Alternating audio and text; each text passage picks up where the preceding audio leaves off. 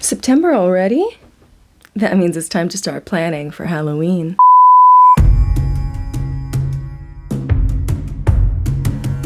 Hello, my name is Maya and welcome back to my channel. As a Halloween baby, I love going hard with my costume every single year. Last year I did Joan of Arc and Lilu from Fifth Element. The year before I did the bride from Kill Bill and Bunny Boy from Gummo. And the year before that I dressed up as the Monks album cover Bad Habits.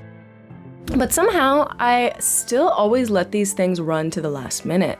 This year though, I'm determined to make things different. I want to make a costume that's also going to be wearable after Halloween. That's where Dune comes in. With the historic releases of Dune this past year, I was pretty determined to find some time to also read the books. And a family RV vacation provided me with the perfect opportunity. By the end of it, I was determined to go as Paul and Chani for Halloween. And since I wanted the looks to be wearable after, I knew I couldn't just duplicate from the film cosplay style, so this is what I came up with.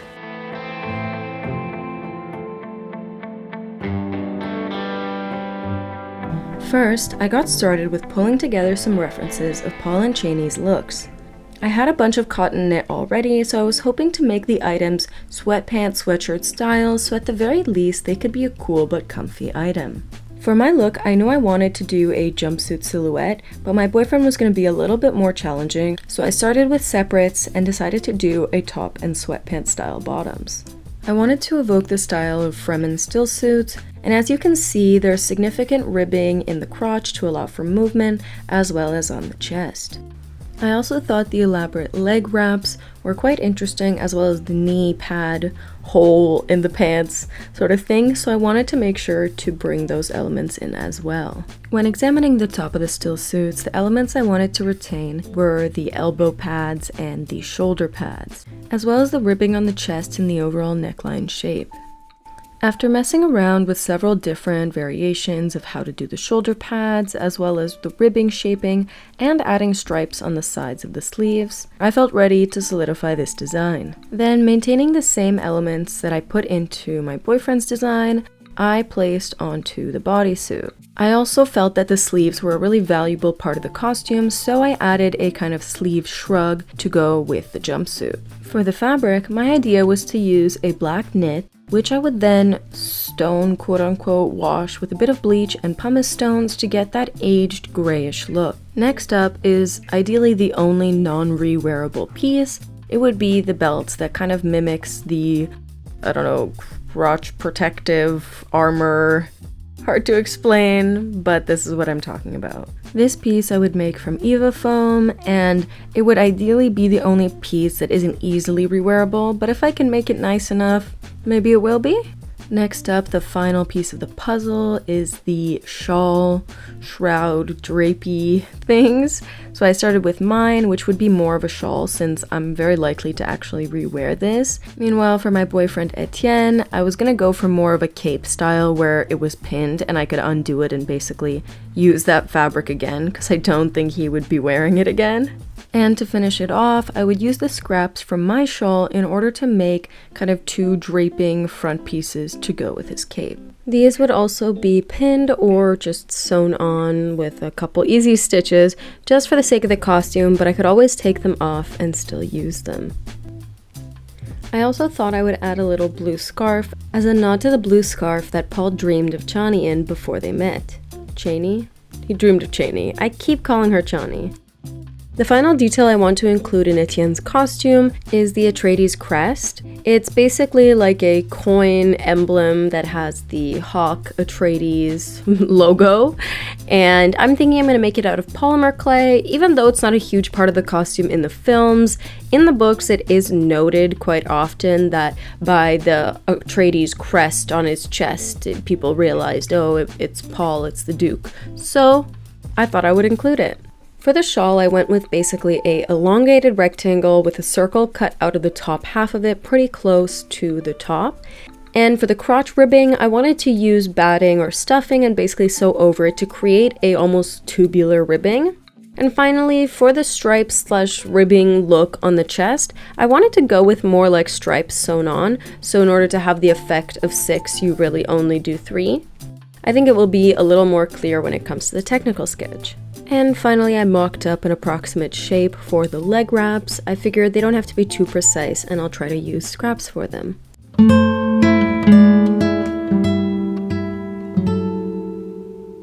So now with a plan in mind, let's start with my look. First, we have to break it down to the pieces and figure out what requires a more detailed sketch and patterning. Since I know the shawl is super simple and we essentially have the pattern right in the creative sketch, the leg wraps will be simple too, so we are left with the jumpsuit, the shrug, and the belt.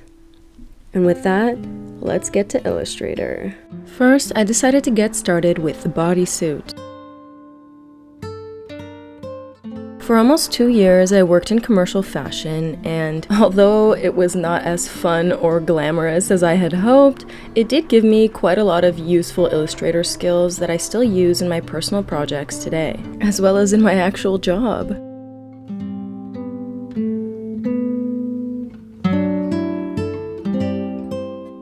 There's something beautiful and therapeutic about laying your idea down on paper and then formalizing it with all of the details.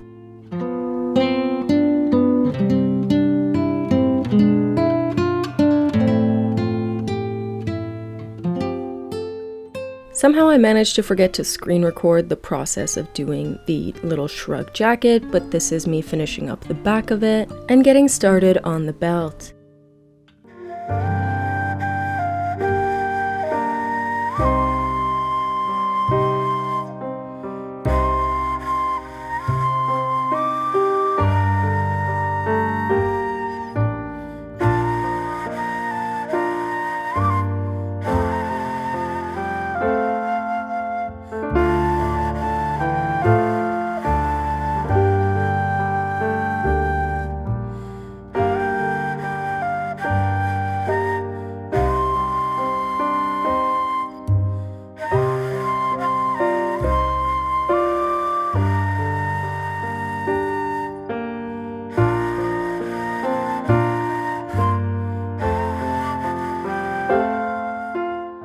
And with that, that's all the pieces of my Chani look finished, and it's time to get started on my boyfriend's.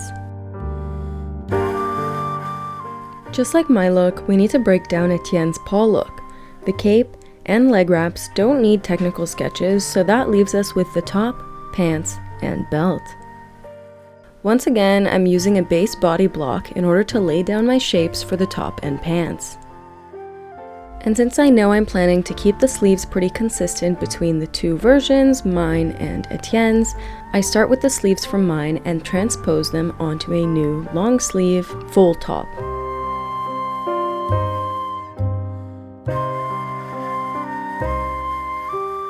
After some messing around, I decide to go with a raglan sleeve because I think it will be particularly flattering to the silhouette and create more of that tubing piping effect.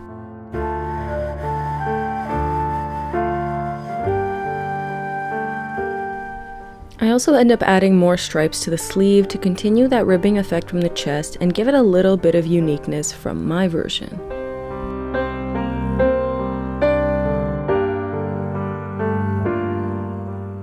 For the pants, since they were going to be made out of kind of a sweatpant material, I wanted them to be a little bit fitted around the top, but a little bit looser around the ankles so they can have a bit more room for movement and not feel quite like leggings.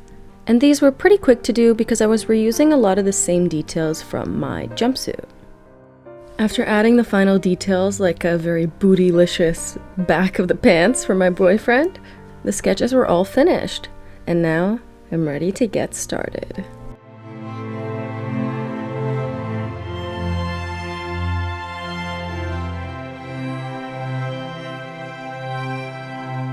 And with that, the first installment of the Halloween Dune costume extravaganza is all finished. Next time, I'll be figuring out fabrics and getting started on the jumpsuit and shrug. So get ready to hop on the struggle bus with me, but hopefully by the end, we'll arrive at our Iraqian destination. Thank you so much for watching. Don't forget to like and subscribe. And let me know in the comments what you think of the project and the designs. Bye!